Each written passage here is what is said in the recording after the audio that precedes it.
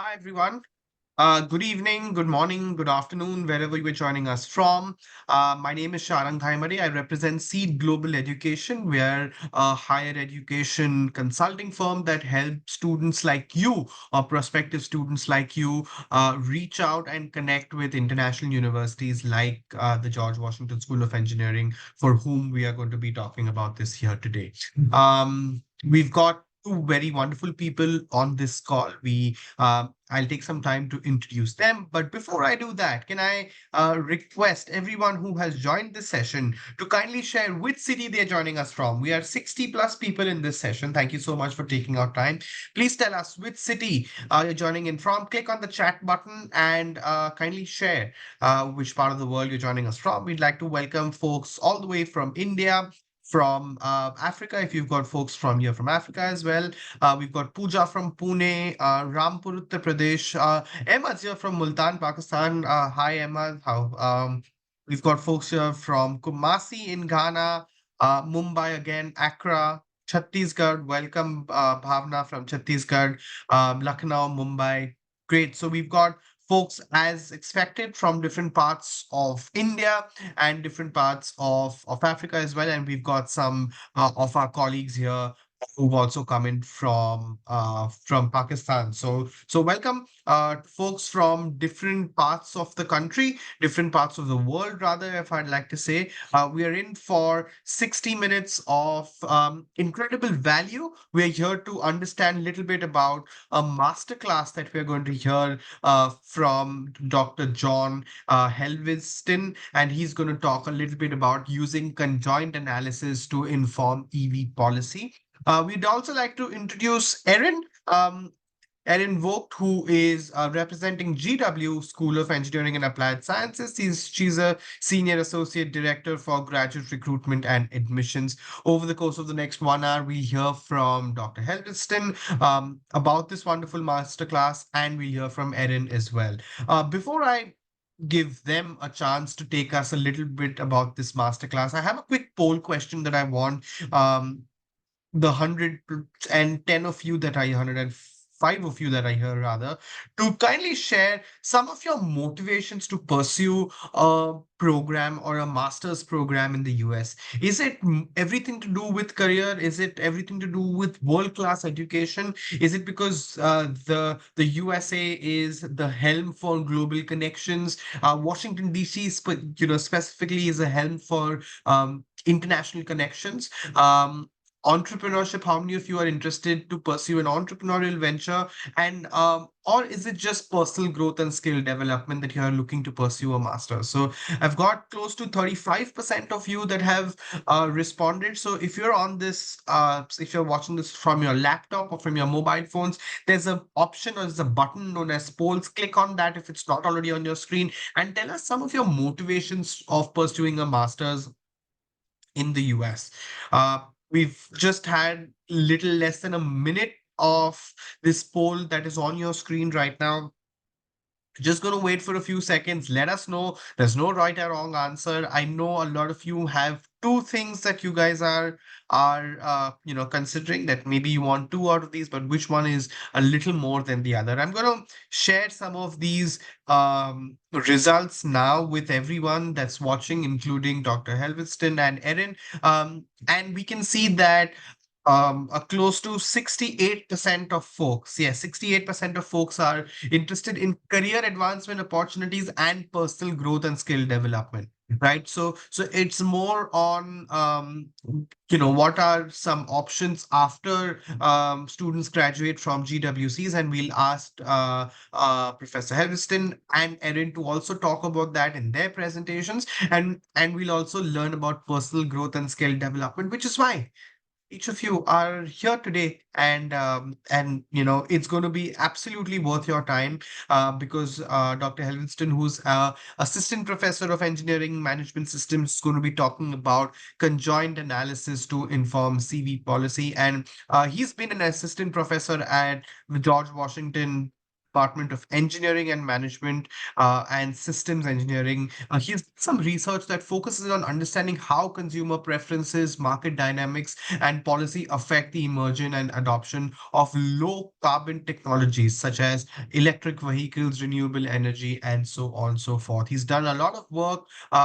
And especially on the relationship between US and China in developing mass producing these technologies. So he's got a lot of expertise. He's a PhD as well, and I know you want to learn a little more from him and not from me. So I'm going to, give the stage to Dr. JP Helveston, and I'm going to let him take us through this wonderful presentation. Thank you so much for doing this, Professor, and thank you so much for the 140 of you that have taken out time on this Wednesday evening in India or Wednesday afternoon back in Africa. Thanks so much for everyone who's joining, and I'm going to leave this to Dr. Helveston now. All right. Well, thank you so much for that introduction. Hope everyone can hear me. And let me first just say thank you for joining, especially many of you I know are staying up pretty late at night. It's only 9:30 in the morning here, so I'm just starting my day. So I'm sympathetic to you don't get to necessarily drink coffee to stay awake. So hopefully I'll be engaging enough where you won't need the coffee. You'll stay awake and listen to what I have to talk about. I'm going to share my screen. I have some slides I'll be sharing, and because of that, it's hard for me to see the chat. So if anyone has a question or something that they're popping up there, I might miss it, but I might ask other folks here on the call to monitor that and just interrupt me and say, hey, there was a question about that, and I'll go ahead and answer. So my talk today is about a particular method. I'm just going to kind of show you one method I use from a marketing analytics technique. And I actually teach a class on this that I developed. I'll show you how I use it in my research. And but I'll also just kind of give you a quick overview of some other things in the program here. I am the program director of our data analytics program here at GW. So if you end up here, you'll be seeing me or hearing from me. And so let's just dive in. This is me, and I'll tell you about my background. I did my undergraduate at Virginia Tech in engineering, and I got very interested in policy because I kind of found that us engineers, we develop a lot of interesting technology, a lot of solutions out there, but often the policy is the thing that lags behind. We generally have technology coming way faster than everything else in the world. And so especially on things around sustainability, things like electric cars or solar panels, or there's a lot of lag in getting people to adopt those technologies. And policy is a really important thing that's at the center of accelerating that adoption. So markets and policy, that's kind of where I've been focused. My PhD was in engineering and public policy at Carnegie Mellon, and then I did a postdoc at a institute on sustainable energy at Boston University, and that was before coming here. So we have lots of stuff going on in sustainability. If that's a particular topic you're interested in, GW is really leading that in a lot of areas, not just in the School of Engineering, but across the whole school. This is my lab. I call my lab the Technology Change Lab because I'm interested in getting new technologies out there. How is technology change happening, and what facilitates that? So I focused a lot on electric cars, other sort of sustainable technologies. I've looked a lot at market and policy work. Like I said, that's where a lot of things tend to be behind the technology. And I've had a particular focus on US and China as two of the bigger carbon emitters in the world. I do some work in international relations, but I will also say that many of you are coming from the other huge developing markets that are going to be some of the most important places in the world when it comes to sustainability. So I'm expecting to start working more in places like Africa and India, because this is where there's so much potential to have a really big impact in the world. Okay, so what is data analytics? My one slider on this, at least there's a lot of definitions here, but mine is sort of looking at data, analyzing it to draw out meaningful and actionable insights. I emphasize both of those to inform decisions, right? So I want to have an insight that is meaningful. It's not just a useless thing. It's actually something that I didn't know before analyzing the data. and something actionable, like something that has some impact. I would actually use this information to make a recommendation, to say, hey, policymaker, you should do this. Or of these 5 options you're looking at, these 3 are not really good. Right. And I'm going to inform that with actual data, not just arbitrary decision making. And there's a process here. This image is a common one you might have seen before if you've looked into the world of data analytics or data science, which is this iterative process of importing data, cleaning it up, and going through and transforming the data a bit, maybe building some models, maybe looking at charts, and doing all of this iterative process to gain understanding, right? To understand something that we didn't know before. And then we have to communicate that. And that's another piece of the puzzle, is learning how to communicate well, right? How do I put a talk together? How do I take this complicated idea and bring it down to something simple for someone who's a decision maker, so maybe someone in your government, to actually understand the problem and make a good decision. So it's all of these things is part of what this field is about. Me, myself, I'm going to dive into a bit of my research here. I'm interested in questions like this. How can I get people to buy a more efficient car? Whether it's a hybrid or electric, whatever it is, I want you to buy something more efficient. How can we get people to make that the choice? How are emerging technologies, so like electric cars, but maybe also autonomous vehicles, how are they going to compete with the current technologies, just like gas cars? And what does that competition look like in the market? How are people are people willing to pay a premium to reduce their pollution? So are you willing to pay a little bit more if you know you got a more efficient system? And this all depends on knowing what people want, right? Like if I understood people's preferences, I could make better decisions about maybe how to price the technology or how to support it in the market with policy. And this is really hard, right? How do you figure out what people want? This is like what I'm always trying to do. And so, I am in the School of Engineering, but my topic is not necessarily the technology. It's the people. The people are the ones I'm always focused on. Like, what do you want? What are your preferences? If I can model that well, then I can inform decision makers better. So my technique is conjoint, and this is the technical part of this discussion, conjoint analysis. I'll just give you a quick overview of what it is, and then I'll show you a couple examples of how I've used it. The idea behind it is that we take a product, let's say a phone here in this example. If you ask someone, what's the most important feature to you, you often get not really great answers, because people often don't think about a phone in terms of these individual pieces, like how good is the battery, or how good is the brand, or how good is the signal.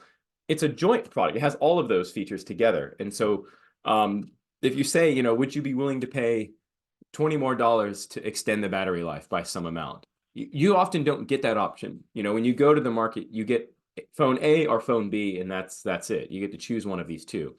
It's a complicated product. So instead of asking that, what we do is we show people different phones. We try to simulate what you would actually see in a market. You go to a store, you see 3 different phones. Which one would you choose? All right, and we ask them which you would choose, and we vary the different attributes we care about, like price and brand and battery and signal quality and any other features we think might be important.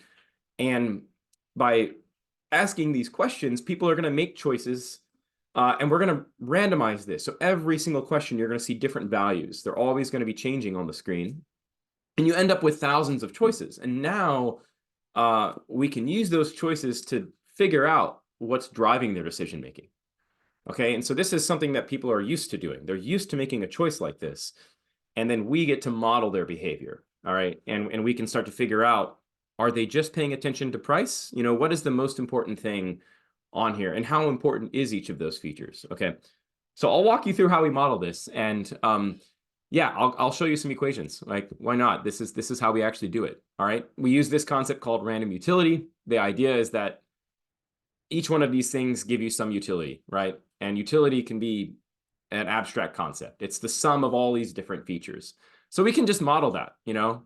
There's some weight with price, and there's some other weight with brand, and some weight with battery. We don't know what these are, but you can imagine that, if you care more about price, this weight will be a bigger number, right? If you care more about brand, then for you, this weight will be a bigger number. And these can be any kind of number. And what we want to understand is what are those weights? Like, we want to figure out, use those choice observations to estimate those weights. So we make some assumptions about an error term. This is the things that we don't see, anything that's in your head that you're thinking about that we can't observe.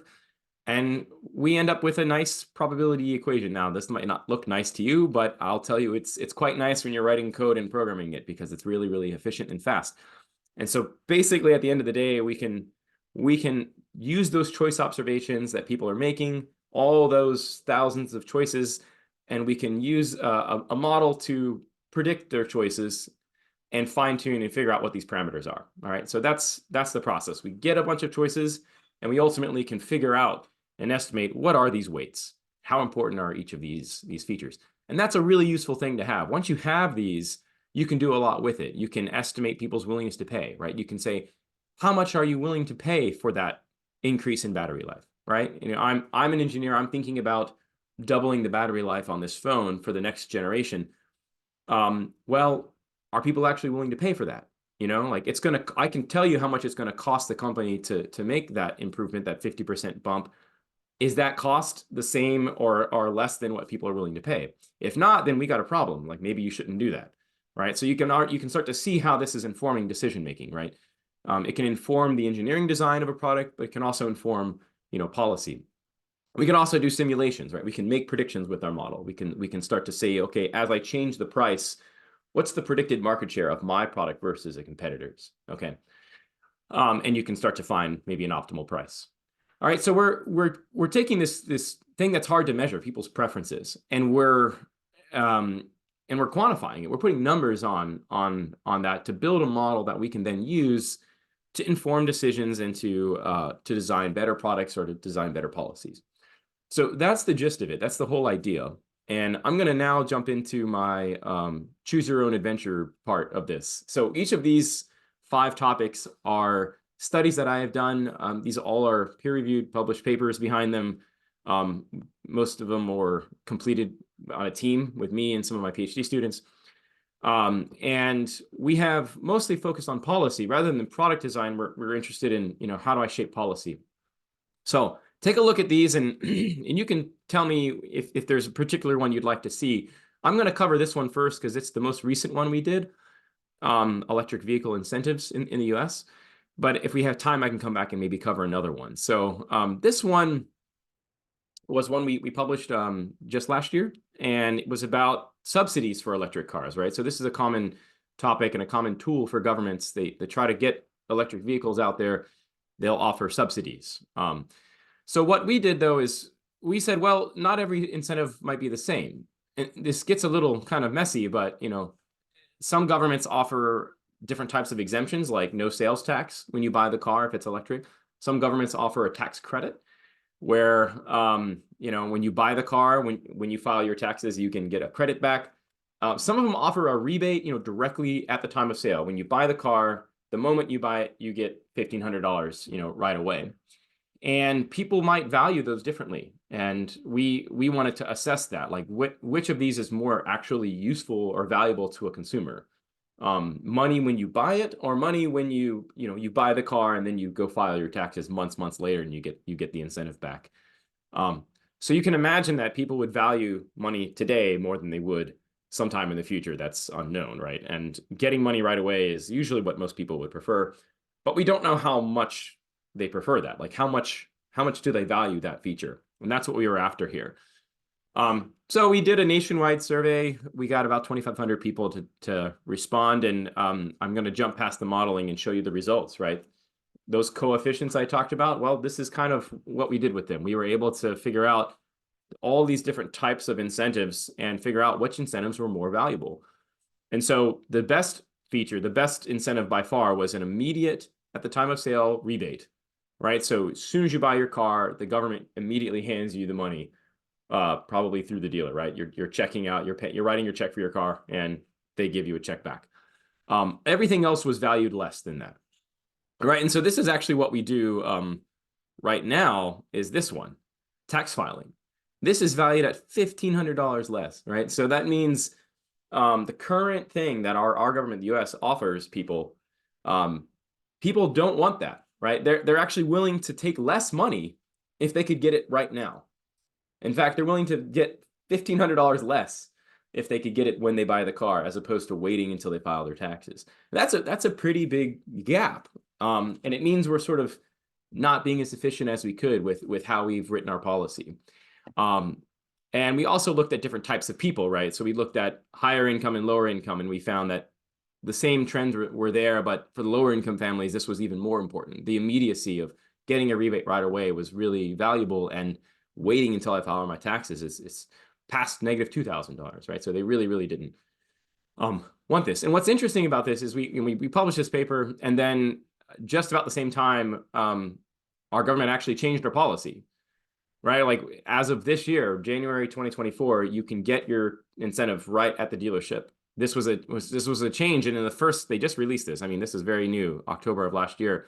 First paragraph, they talked about this change. They said researchers have found that consumers prefer an immediate rebate at the point of sale.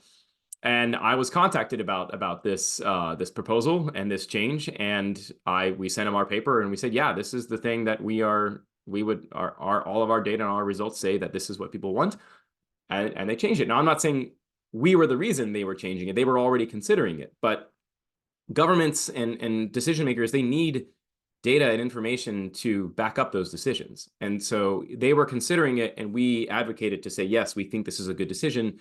Here is the data backing that decision up. Here's why we agree with that choice. And they've used our study a few times. I've seen it in different press releases and things to justify this change. So we're going to see how it plays out. But I would expect that this would make a bigger difference in EV adoption. People are going to get the thing that they want at the money at the time of sale, and I hope this is going to increase sales. Right? That's our goal. We also did a little calculation to just show you how inefficient this was. All of this red would be the sort of wasted money. This was money that the government spent on, they spent taxpayer dollars inefficiently. And so we say that over the last 10 years, we've lost about $2 billion because we were doing it this other way. We should be doing it a different way. So that's the study, though. And I emphasize this part in particular because this is kind of why we do what we do, right? I'm not sure what your backgrounds are. You might be an engineer, you might have all sorts of different backgrounds. But for me, I'm an engineer, but I'm interested in policy, right? I want to inform the people making the decisions out there, and I want to use the skills we have, these technical skills, to do so. So that's that one, and I can return to my choices. And if there's other topics people want to hear about, we can go into it. But I'll also say it's 9:50 my time, so I'm not sure if I should stop here and let others jump in. What do you think, other people here on the call? Or do I have time to cover maybe another study? Yes, Professor, you could do one more Okay. study. And Any yeah, just preference here? Do we? sure. Okay. What I'd also recommend to the audience is that if you have any questions, you can put them in the Q&A tab or in the chat. Yeah, I think there is Ahmad has shared a point. I think you can see it on your screen as well. Yes, I see. Uh, Yeah, lack of information and high prices. Let me tell you, that is pretty much the two big ones, right?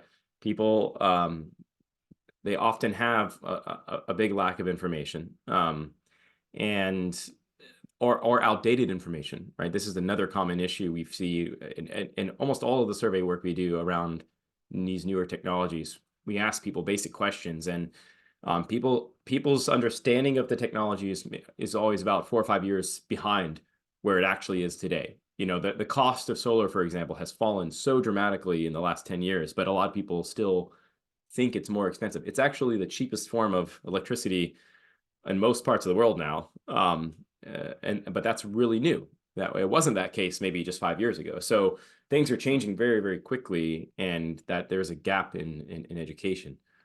Okay, and if you have a question about the program specifically, I'm going to let Aaron maybe take those. Yeah, let's look at autonomous cars. I mean, this was another study that we did a little more, maybe a year or two ago now. So it's not as fresh as the other one, but I'm getting some questions about this. So let's do this one. So this one was motivated by the idea that, well, autonomous cars are coming out. We see them in cities around the world. There are pilot studies going on. And some of them are in commercial practice. I mean, you can call up an autonomous car and take it somewhere, just like Uber or Lyft.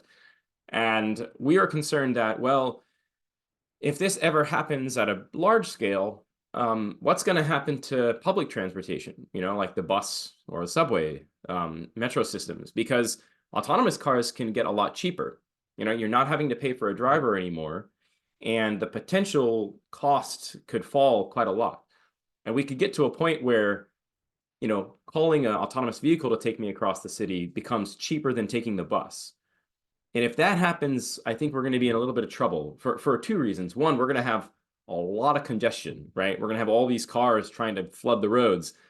That's not what we want. I mean, we want autonomous vehicles to help with point-to-point modes where there's not a lot of good transportation. But in large cities, we want everybody to be taking buses and subway systems as much as possible, because that is way more efficient, and getting all those cars off the road is really beneficial for a lot of reasons, the environment, but also congestion. So we're concerned that, this might become a problem. And again, the question all hinges on sort of what people are going to do. Would people actually get in the car? Do they trust it? Or would they rely on transportation, public transportation? So this was the kind of question we showed them. We had, again, each of these are just sort of an example, but we would randomize this. So every time we showed this question, we would change the prices, the times, some of the different features. But this is an example where you have a bus or a rail system, or you could have two types of ride hailing like Uber or Lyft. And so in this case, it would be, an automated vehicle that doesn't have someone in there. There's no person in the car. This one's an automated car, but it has a person with it. There's a safety driver you can think of behind the wheel in case there's an emergency. And you can see the prices and the times, and we ask people to, again, make a choice. If you're taking a trip, you're going out in the evening after work, which of these modes would you prefer? And our results found that there is a shift in AV preferences, that autonomous vehicles, people are not necessarily willing to just get in right away, right now at least. And it suggests something maybe about trust. Maybe I'm not willing to get in unless there's a person there who can take over if there's an issue. So we're looking at relative to rail. So compared to taking the metro or a subway system, how much are you willing to pay for these other options? So people have a negative sign for bus, meaning they don't like the bus. They prefer rail over bus. And then these two options of ride hailing or shared ride hailing, they have a slight preference for ride hailing, so taking an Uber or a Lyft. They like that more, but they really don't like sharing, right? So people don't, this is a US sample, so I'm not sure if this would be the same everywhere, but in the US, it seems like a lot of people, they don't want to get in a car with a stranger. If they're going to call an Uber, they want to get in a private Uber. Now, if you just automate it, not a lot of change, right? The preferences are about the same. So people don't have a strong feeling towards whether there's a driver there or not. But if you put an attendant with the AV, all of a sudden these all go positive, right? And so I'm willing to pay for an automated bus or an automated car, and that's but only if that person's there. So this tells us that automation alone is not going to really change things. So I'm less afraid of a future where we have AVs everywhere and public transit is getting sidelined here, and it loses revenue. It's more likely it's still going to cost a lot because you're having to pay for an attendant. Okay. And we did some scenarios, and we did some simulations where we looked at these, different futures. So this is the current status quo. And we had different types of trips that we simulated. So this is a trip where we call it the bad transit. So it's a point to point in the city where there's no good transit option. There's not really a great bus line. There's not a good metro line. It's a really difficult trip to make, and you would probably make it in a car. You would probably call a taxi or an Uber. And in this scenario, ride hailing, which is like Uber, with today's situation, that would be the majority. Most people would choose it, and there'd be very few people choosing shared, right? They would rather take a long bus or a long rail ride than take a shared car.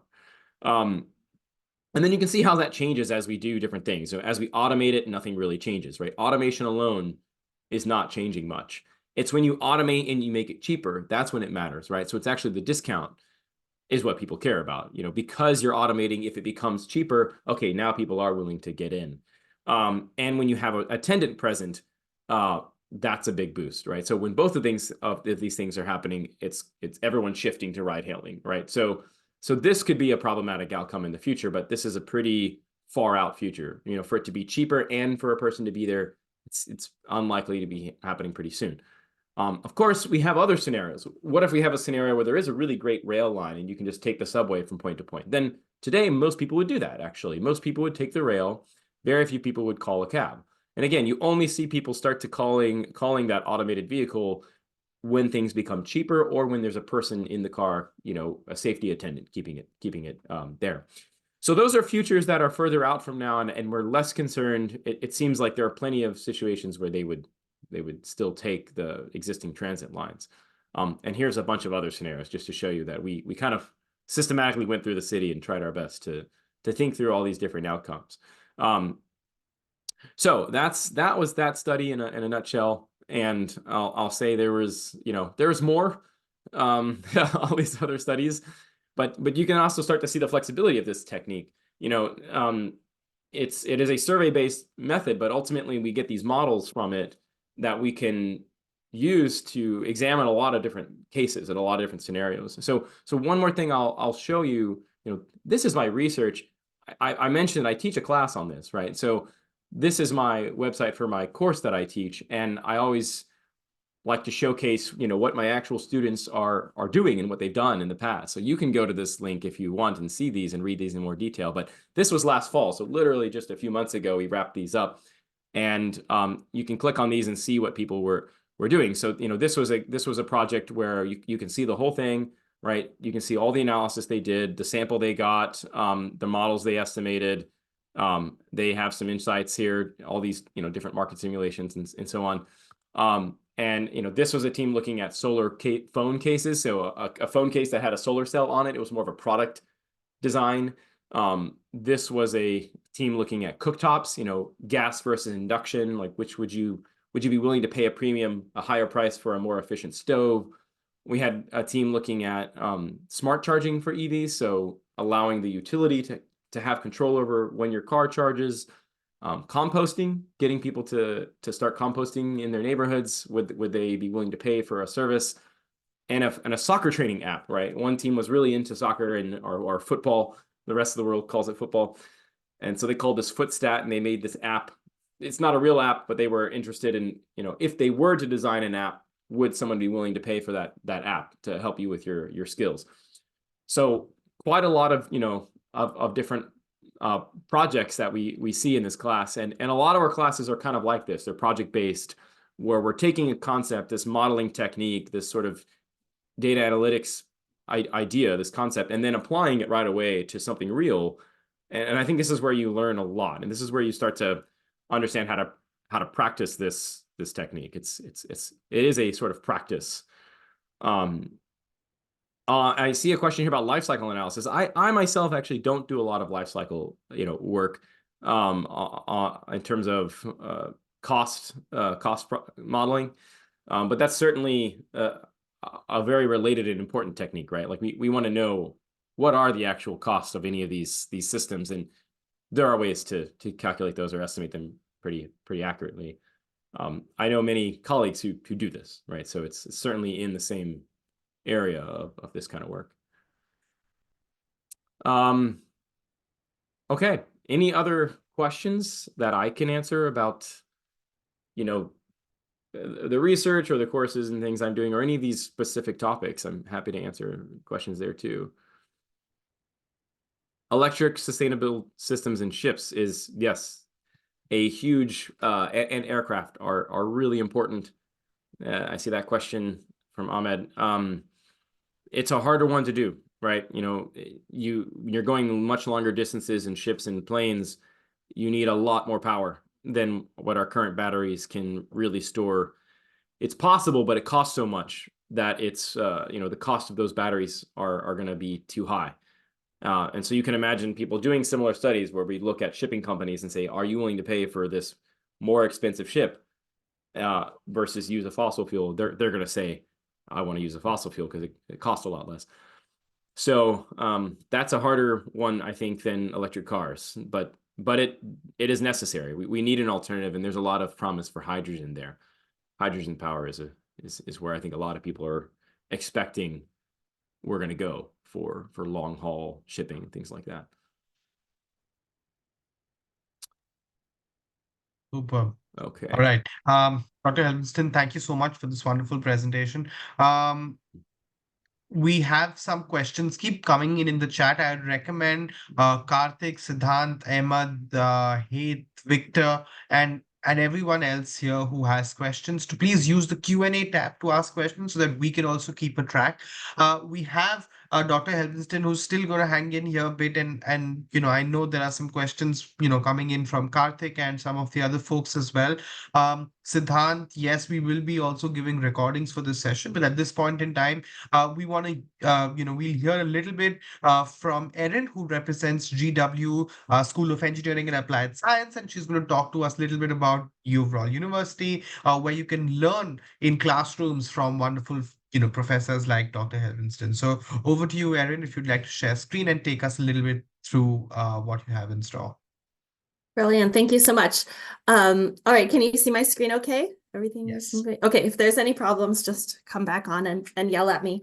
Well, thank you so much for all joining today. I'm a little bit nervous to follow Dr. Helveston. I'm afraid his work might be a bit more interesting than mine, but bear with me. And I'm happy here to just talk with you about a few things today. So I'll let you know just a little bit of information about GW, about our university in general, in case it's an option that you would like to consider, and we hope you do. I'll let you know a little bit about the engineering programs that we offer in the School of Engineering and Applied Science, and finally, just the resources available to our graduate students. So one thing I always tell students is to look beyond just the program, just your area and your subject of interest, although that's certainly the most important factor when you're looking for a university, but also look at the resources and what's available, what's in the community for you as a student and as an alumnus of that university as well. So I'm excited to talk to you about these things today. I'll keep it brief, and as our esteemed host has said, please continue to put questions in the Q&A.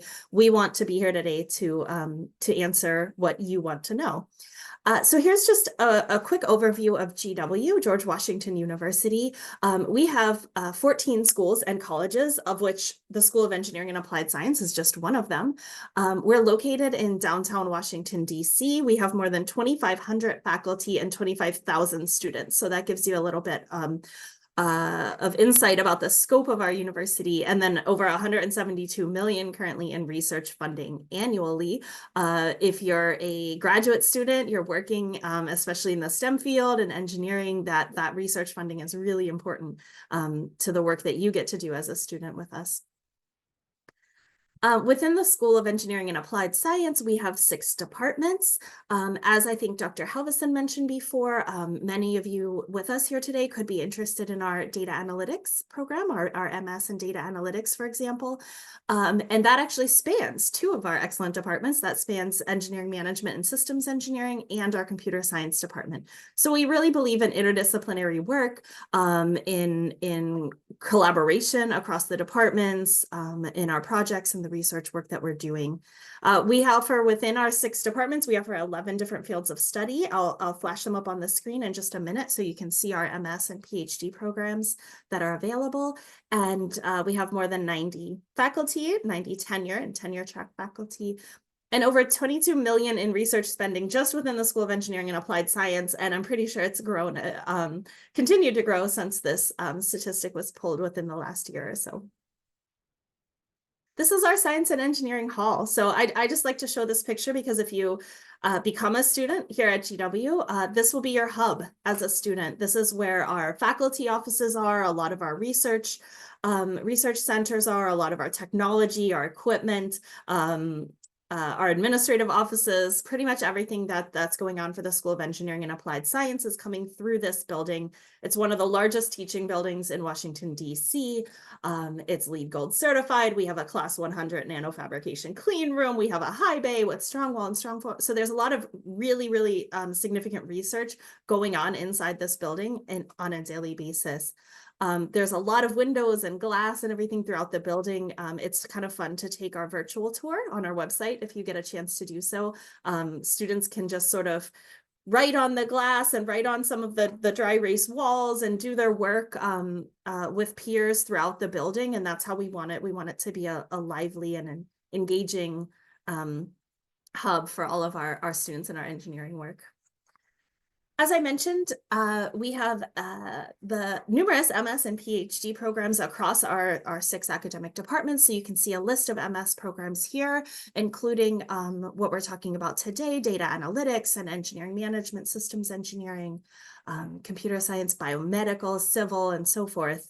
Now, our PhD list gets a little bit smaller, but that's not to say that the same subject areas aren't available within the PhD program. So for example, data analytics is not listed here, but certainly people are doing work in data analytics at the PhD level under the headers of these other academic departments and programs. I'm trying to hit on all the main questions that we usually get, but please keep your questions coming and I'll be happy to take them at the end. We do tend to get a lot of questions about funding opportunities for graduate study. I do want to emphasize that this is something that I can tell you what we do here at GW Engineering. You'll find a lot of different approaches to this at different universities. So certainly it's a good question to ask anyone that you're talking to about pursuing a graduate program. At the master's level, we review all of our applicants for master's level merit-based scholarships. So these could range from 25 to 75% tuition discount. And they're based on all of the materials that you already submit with your application. So we're just considering your academic records, your recommendations, your statements, and so forth, all of the same factors when we consider you for these opportunities. We're also really happy to be a part of the SEED scholarship program, which our hosts can certainly answer questions about as well. But you can apply to the SEED team for extra scholarship consideration, and that information gets transferred to us as partners, and we're more than happy to evaluate you through that lens as well, in hopes that we'll be able to offer you some sort of funding for your master's program. Now, if you're applying to a doctoral program, doctoral students do tend to be what we would consider fully funded. So you would likely receive an assistantship, a teaching or a research assistantship, which covers the cost of your tuition and provides a monthly stipend for living expenses. Of course, the admission itself is pretty competitive to get into these programs, but a majority, I would say 80 to 90% of our admitted PhD students are getting these funding packages as well if they are admitted. Hopefully that helps clarify our approach to financial support for our students, but happy to answer other questions about that as well. And then finally, I just want to move into talking about some of the resources that are available for students, because I feel like this is such an important part of the search process. I know, for example, in the beginning of this session, we talked about what would be your motivation for considering a university in the US, and I think the highest ranked one was career advancement. So it's not just the program, what classes are you required to take, how many credits is it, those sort of finer details, but it's also what are you getting with your program? What kind of support are you getting? What kind of outcomes can you expect, and so forth. In the School of Engineering and Applied Science at GW, we are very fortunate to have our own career services center. So this is located right in our science and engineering hall. It caters specifically to engineering students. As I know, many of you on the session today are international students. It caters specifically to international students because that is such a significant part of our population. So they're very familiar with helping you conduct your job search in the US, abroad. If you're interested in participating in OPT, for example, getting work experience after you graduate from your program, our advisors are very skilled in helping you find the best opportunities for that. They host events throughout the year, employer visits, interview days, job fairs, and so forth. And we really just encourage students to get involved with these resources from the beginning of your program. You don't want to start looking for a job towards the end of your last semester and find out that you're disappointed or that you needed to do more work before that to build your network. Just start from when you start your program. Start utilizing these resources and making the most of them. And that will help ensure that you have the outcome that you're looking for as you make it through a graduate degree. As far as GW and studying in Washington, D.C., we're really excited about the opportunity that this can present students.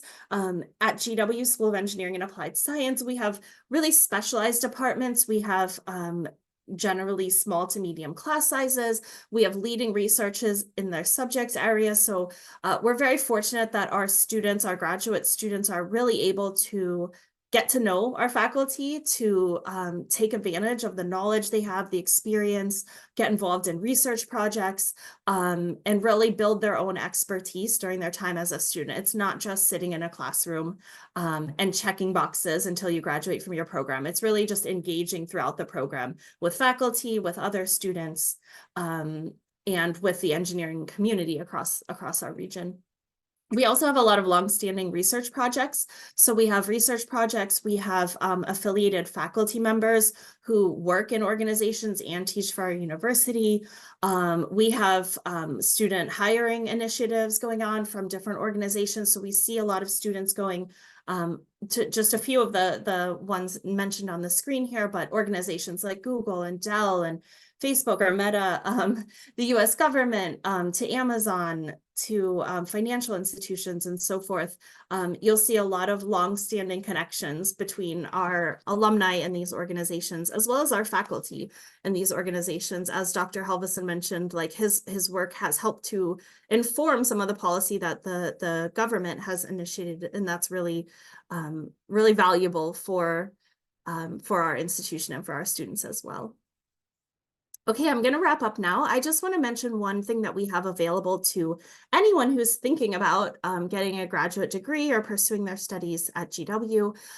We have graduate ambassadors where we have representatives from every department or almost every department across the School of Engineering and Applied Science. Just a few of them are shown on the screen here, but there are more on our website. And these are students who make themselves available to chat with you if you have questions that you have that you kind of want to discuss more from a student perspective. So if it's about the content of the program, if it's about where they choose to live around the city, what is the life like in the city, the cultural resources and so forth. All these students and our other ambassadors are really happy to chat with you. So we have a live chat feature on our website where you're able to send messages to students directly and just ask them a little more about their experience. So if you have some specific questions that you might rather hear from a student than a staff member, we certainly welcome that and encourage you to check out our website. I'm going to wrap it up now and turn it back over to our hosts. But one important thing that I want to mention is we always give participants an application fee waiver. So we appreciate you joining us here today. There's a waiver code up on the screen, SEED Feb 24. And we're more than happy to waive the application fee if you do decide that you want to consider pursuing your grad program with us. We would certainly love to see your application. One question that I know we already got, so I'll just go ahead and address it now, is are we still taking applications for fall? For PhD, we're only taking applications if a faculty member asks us to. But for MS, yes, we continue to take applications for fall on a rolling basis as long as there's capacity in the programs. If you do want to apply for fall, because we are deep into the application cycle now, we recommend that you just apply within the next 1 to 2 weeks maximum. But shoot us an email if you have questions about that, and we're happy to help guide you. Okay, I'll turn it over now. And I know myself, Dr. Helveston, we're happy to take any questions that you have. Wonderful. Great, Erin. Thank you so much for this wonderful presentation. I'm going to add Dr. Helveston as well to spotlight once he has his video back on. But in the meantime, I'd just like to request the candidates in this session. We are 168 of you still here. So thank you so much, each and every one. This is a pretty good turnout. For anyone who's here who has questions, it's difficult for us to scroll on the chat because there's some information that we are sharing, like my colleague has shared some information about the GWC scholarship that Erin spoke about, the SEED scholarship. So if any of you are interested to participate in the SEED scholarship fund, especially for GWCs, there is a link that's been mentioned in the chat. Go and click on that link and send in your application. Over and above that, Erin also shared that GWC's applicants who have attended this session get an application fee waiver, which means you don't have to spend that $100 odd, if I'm not wrong, Erin, for an application fee. You will have that completely waived off. We have still some questions coming in the chat. John, can I request you to have the question? John There was a question Berniana. about My AI and apologies. ML. Yep. I just wanted to say that's a huge area that's growing, and we have a lot of funded research going on in that domain, some very large grants from National Science Foundation and so on in the last couple of years. So there's that's certainly a big growing area. A lot of interest in large language models like ChatGPT. There's tons of work going on in this area, and it's a very exciting time. Everyone is kind of touching that domain to some extent. Right. We have some questions, and I'd like to have some of these questions, with Erin and with Dr. Helveston as well. Victor's asking, do you have and primarily for you, Helen, do you have any building service engineering or MEP concepts in terms of MS? If I'd like to quickly, summarize that, if you'd like to share some insights on what are some of the engineering-based programs that GW Engineering has for students, that want to pursue a master's in the US? Okay, sorry about that. Yes, so I apologize that I don't know deeply the subject area, so I don't want to answer the question incorrectly, but I do know we have some really interesting things going on in terms of so for example, in our civil engineering department, we have a high base, strong wall, strong floor that does a lot of testing of materials, of buildings, of strengths, and different things.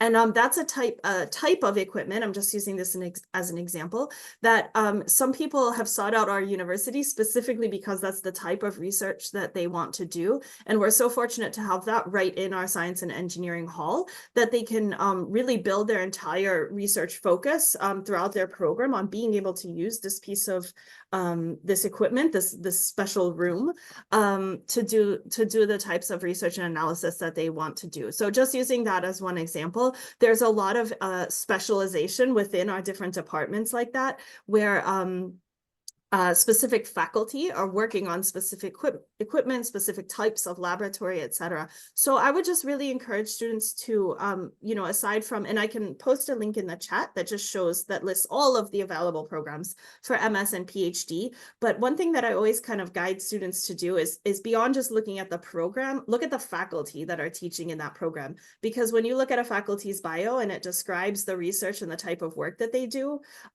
that's the type of work that you'll have access to as a student in our program. And that's where I see students really get excited about the kind of content that they can access. Let me just pull up a few links and I'll drop them in the chat for everyone. Wonderful. So, while Erin does that, there's a next question from Siddhanta, who's talking about his profile and the fact that he wants to consider doing a master's in data science. Yes, GW has programs in data science, either the GWCs or some of the other schools within GW as well do have these programs. What we recommend so that is Erin's looking for some links which she's going to share in chat. I would recommend that you go through some of those links to see how, if you need any more questions, you can reach out to us at Seed Global Education. We can put you in touch with the right program information for data science, which is what you're looking at. There have been some questions, Dr. Helveston, about research at GWCs. I know you've covered some of it in your previous conversation, but there's a question by Sanket, and a couple of them have also come in the chat about what are some of the research opportunities that students get a chance to get themselves involved in. Maybe not just from a PhD perspective, but master students. What are some of their opportunities? And then, if you'd like to share some insights about PhD as well, that would be appreciated.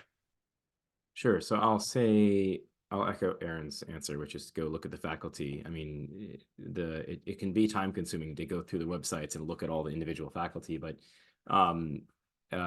that's the best place to see what's happening. Those profiles are usually pretty up to date, and we can see the general areas of expertise. So if you're interested in a particular area, like in my case, maybe sustainability, you'll see maybe 4 or 5 faculty in school engineering who are squarely in that domain. So lots of expertise there. In terms of opportunities, this is a research active institution. This is an R1 school. So research is the forefront of what we're doing. And almost all of the faculty have funded research, external funded research from different foundations, and national science foundations funding most of our work probably. But I have worked with Department of Energy, worked with other philanthropic foundations. So we are constantly writing research proposals. And that's usually sort of like my advice is usually just reach out to the faculty, find the topic you're passionate about, find the faculty involved there and message them and say, hey, I'm in this program or I'm applying to this program. Are there opportunities to get involved? And that's where we'll tell you what we have available and what we're working on. I regularly have students in my lab. I usually have about 5 or 6 students working with me at any one point in time. All of them are usually supported one way or another by a grant.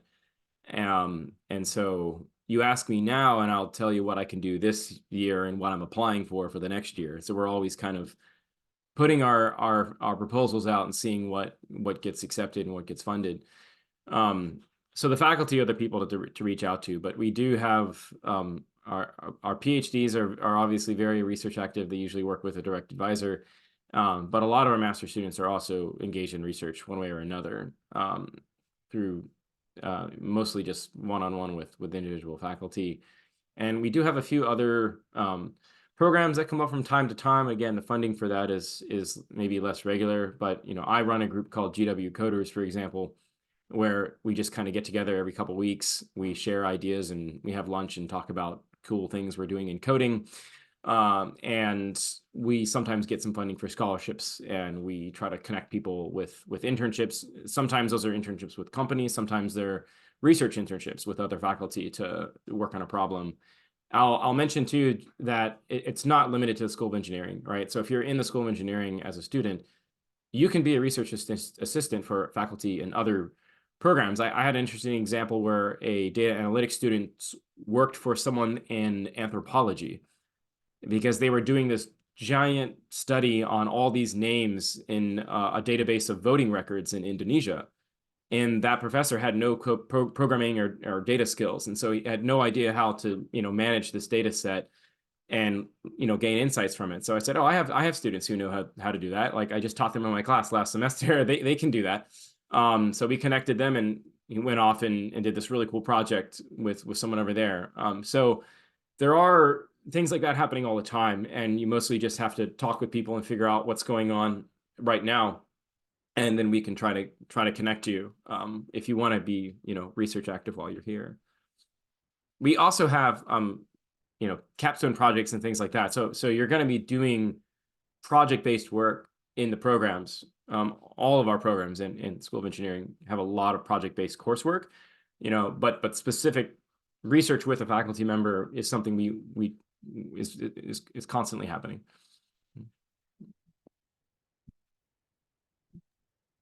Wonderful. Trying to read Would you through like these to other quickly ones. yes, would you like to quickly share a little bit about TA or teaching assistantship opportunities? Any experiences with some students you'd like to share? What kind of projects they've worked on as a TA? Sure, we do have some TA positions. A lot of them do go to PhD students first, usually because PhDs are often going into teaching in their career if they're going to be a professor somewhere. So we try to give them that opportunity to learn how to teach or run a class. But I do have some MS students who often will TA either my own courses. I've had MS students who are TA for me, and some of our actual courses that you might take, like in the data analytics program, for example, we have some courses taught by adjuncts in more specialty areas. And so maybe you take it your first year, and then your second year, you would be eligible to sort of TA the course. So that's something that is also available. Again, probably reaching out to me, and I'd be the person to connect you with that. There is a question about specializing tracks within MS. I would again go to the websites for individual degrees and look for tracks, because there are different specific tracks. There's like a machine learning focus. In data analytics, there's an engineering management focus, and there's a computer science focus. Biggest differences are usually what sort of electives and things you're taking to develop different particular skills. So we do have those. I will say I've answered that one. Yes. Trying to read through quickly because I know we're close to time here. So I've tried to do those analysis. Have gone through the chat, while we were answering some of the questions and the Q&A tab as well. Most of the questions, something to do with the English language test or specializations, etc. All this information is available on the website, and in order for you to be good applicants to a particular university, knowledge of the website, scraping through the website is one of the most important elements. The websites also have blogs for you to learn more from what students experience, how to write a good essay. Ujala is asking about scholarship opportunities for a particular course. So yes, I would recommend go through the website, go through some of the courses that they offer, look at admission requirements, look at scholarships. Most of the programs have some bit of scholarships as well. SEED is an external scholarship provider or a partner with GWCs as well that will help students like you also, go through some of these opportunities, because we understand that financial aid might be a particular concern. You have all our information. We've shared scholarship application links, and we've shared application fee waivers. We've also shared some of our email addresses and the link to the website on the chat. So all the resources are there. You will all receive a WhatsApp message tomorrow from our team, which will give you a recording of this session for the folks who've missed it as well. So in case some of you came late or stuff like that, you will be able to access this session as well. We're just out of time right now. We've finished an hour and a few minutes more. So I'd like to take this opportunity to thank Erin and Dr. Helveston for taking out time from their busy mornings. And most importantly, to the 150 of you that are currently watching us on your laptops, iPads, mobile phones from different parts of the world, India, Pakistan, regions in Nigeria, Ghana, and different parts of the world. Thank you so much for everyone who has joined in. We will reach out to you with all the other information very, very soon. And if you have any questions, please feel free to write us. Good luck, everyone, and take care, and have a nice rest of the day. Thank you, and thank you, Dr. Helveston. Thank you. Thanks for Thank listening. you so Bye-bye. much. Yep. Bye, everyone. Bye. Thank you.